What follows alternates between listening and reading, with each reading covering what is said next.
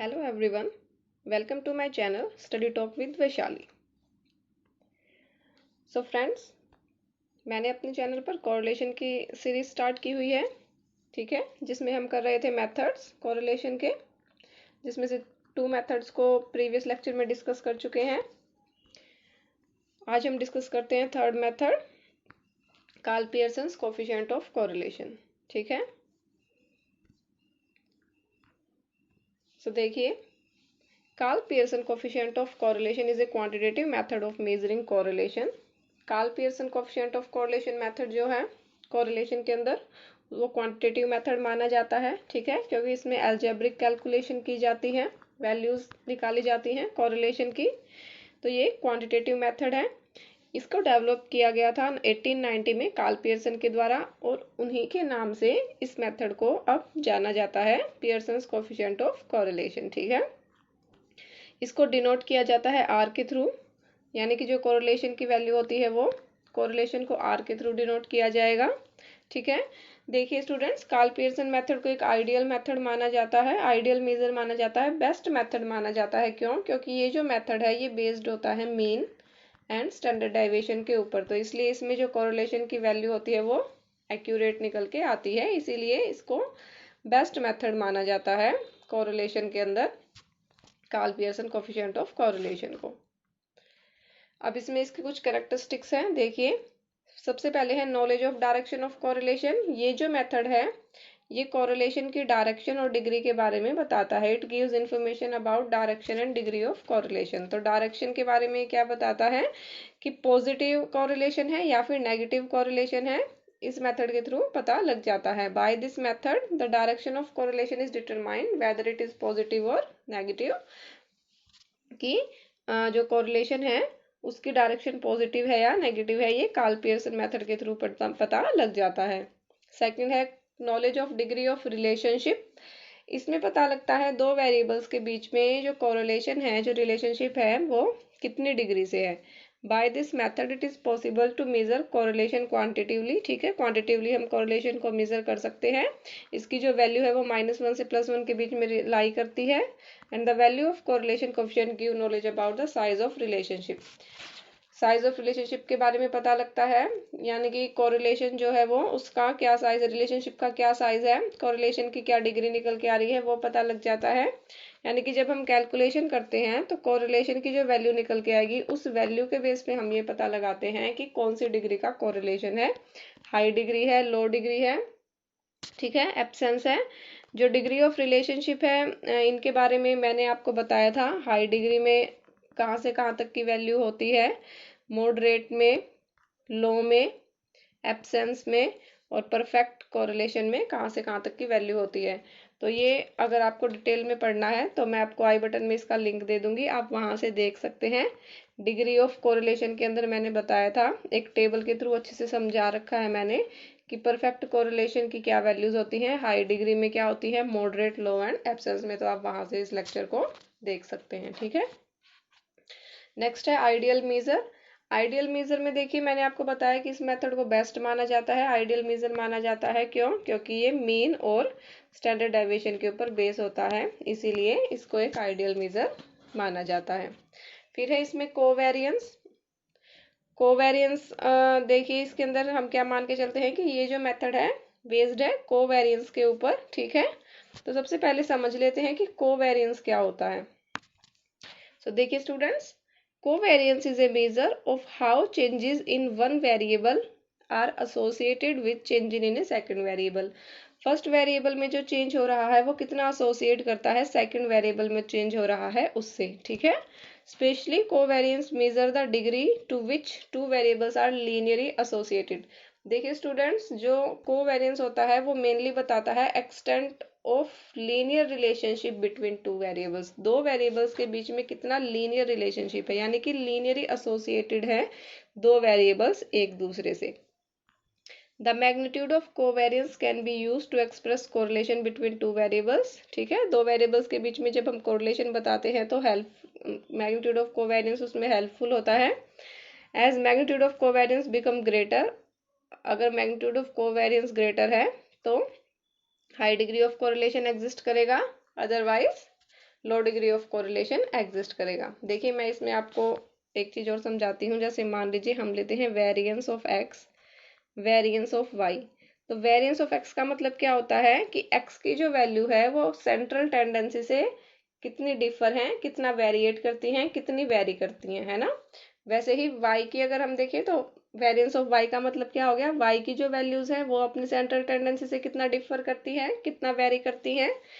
तो अगर हमें variance of X and Y देखना है तो जब हम ऑब्जर्व करते हैं वेरिएंसेस को जॉइंटली और साइमेंटेनियसली, ठीक है, जॉइंटली जब variance of X and Y देखा जाता है तो उसको हम को variance of X and Y भी कह सकते हैं, कि इसमें हम दोनों वेरिएबल्स को साइमेंटेनियसली स्टडी करते हैं, ठीक है, दोनों वेरिएबल्स में कितना लीनियर रिलेशनशिप है वो चीज जब हम देखते हैं कि दो वेरिएबल्स एक दूसरे से कितने एसोसिएटेड हैं, ठीक है, उनमें जो चेंज हो रहा है एक वेरिएबल में दूसरे वेरिएबल की वजह से कितना चेंज हो रहा है, तो वो चीज हमें कोवेरिएंस के थ्रू पता लगती है।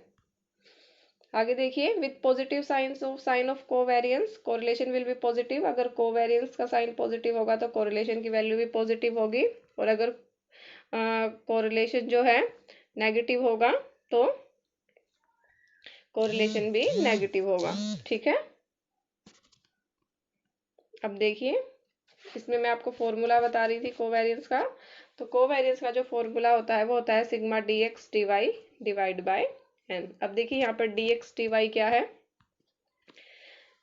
डी एक्स का मतलब होता है एक्स माइनस एक्स बार, यानी कि जो हमारी एक्स सीरीज की जो वैल्यूज है जब उसको मीन वैल्यू में से माइनस करेंगे तो जो डेविएशंस निकल के आते हैं मीन्स डी एक्स। वैसे ही वाई सीरीज में डी वाई, तो ये वैल्यू क्या हो गई, sigma D X D Y divide by N. Students ये जो फॉर्मूला है ये जब हम ओरिजिनल वैल्यूज लेते हैं उसके बेस पे बनाया गया है, ठीक है। तो ओरिजिनल वैल्यूज से जब हम लेते हैं तो क्या फॉर्मूला बनेगा, covariance of X and Y sigma X minus X bar into Y minus Y bar divide by N is equal to sigma X Y divide by N minus X bar Y bar, ठीक है। Normally जो covariance का formula लिया जाता है वो क्या होता है, sigma D X D Y divide by N, ठीक है, ये फॉर्मूला कोवेरिएंस का माना जाता है।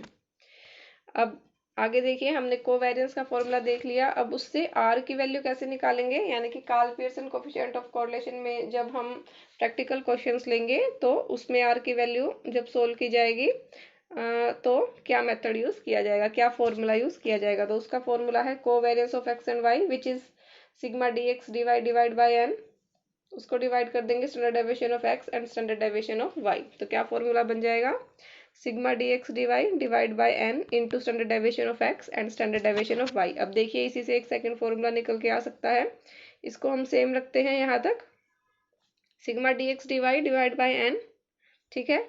स्टैंडर्ड डेविएशन ऑफ एक्स को हम लिख सकते हैं sigma D X square divide by N, ये स्टैंडर्ड डेविएशन का फॉर्मूला होता है, ठीक है। अब यहाँ पर हम स्टैंडर्ड डेविएशन ऑफ एक्स निकाल रहे हैं तो यहाँ पर हम एक्स की वैल्यू ले रहे हैं। अब हम स्टैंडर्ड डेविएशन ऑफ वाई निकालते हैं तो क्या हो जाएगा, standard deviation of sorry sigma D Y square divide by N, X की थी sigma D X square divide by N. अब देखिए यहाँ पर ये एन और ये एन जब इनको मल्टीप्लाई किया जाएगा तो ये कंप्लीट एन बन जाएगा, ठीक है। यहाँ पर एक एन पहले से ही है, इस एन से ये एन कट हो जाएगा तो क्या वैल्यू निकल के आएगी, sigma D X square sigma D Y square root sigma D X square root sigma D Y square. तो देखिए ये फॉर्मूला बन जाएगा sigma D X D Y root sigma D X square root sigma D Y square, ठीक है। देखिए इसके नीचे एन, यहाँ पे एन और यहाँ पे इंटू एन था। जब इन दोनों एन को मल्टीप्लाई किया जाएगा तो ये कंप्लीट एन बन जाएगा, है ना। इस एन को इस एन से काट देंगे तो ये फॉर्मूला बन जाएगा, ठीक है। तो ये आर की वैल्यू को कंप्यूट करने का फॉर्मूला है कार्ल पियर्सन मेथड के अंदर। आगे देखिए, हाँ जी, इसमें हम एक क्वेश्चन ले सकते हैं। ये क्वेश्चन जो है एचपीएससी में आया था, ये क्वेश्चन कोवेरिएंस से रिलेटेड, ठीक है। तो देखिए, when X and Y stand for deviation of X and Y series from their respective means, इसमें कह रहे हैं जो एक्स और वाई है वो किसके बराबर है, deviation of X and Y, यानी कि हमने फॉर्मूला पढ़ा था sigma D X D Y. तो यहाँ पर जो एक्स वाई है वो बराबर है डी एक्स और डी वाई के, ये चीज यहाँ पर समझाई गई है। एक्स और वाई स्टैंड करते हैं deviation of X and Y. Then the covariance of X and Y series be expressed as, तो हम किस प्रकार से covariance of X and Y को एक्सप्रेस कर सकते हैं। एन जो है number of pair of observation है। तो देखिए इसमें हम अपना फॉर्मूला लिखते हैं। हमारा कोवेरियंस का फॉर्मूला होता है sigma D X D Y divide by N. अब यहाँ पर क्या रखा है कि deviation of X and Y जो है वो इक्वल टू है एक्स और वाई के, ठीक है। X and Y stands for deviation of X and Y की, डी एक्स डी वाई की जगह हमें एक्स वाई लेना है। सिग्मा लगा देंगे फॉर्मूला के अकॉर्डिंग डिवाइड बाय एन। तो इस क्वेश्चन का आंसर बन जाएगा sigma X Y divide by N. अब ये वैल्यू जिस ऑप्शन में होगी वही ऑप्शन हमारा आंसर बन जाएगा। इसमें sigma X Y divide by N है पर इसमें रूट है, ये वैल्यू नहीं हो सकती। इसमें भी रूट आ गया, यहाँ पे भी रूट है और अंदर की वैल्यूज भी बिल्कुल अलग है। डी ऑप्शन में देखिए sigma X Y divide by N, ये बिल्कुल करेक्ट है। तो यानी कि इस क्वेश्चन का आंसर क्या हो जाएगा, डी जो है इसका आंसर हो जाएगा, ठीक है।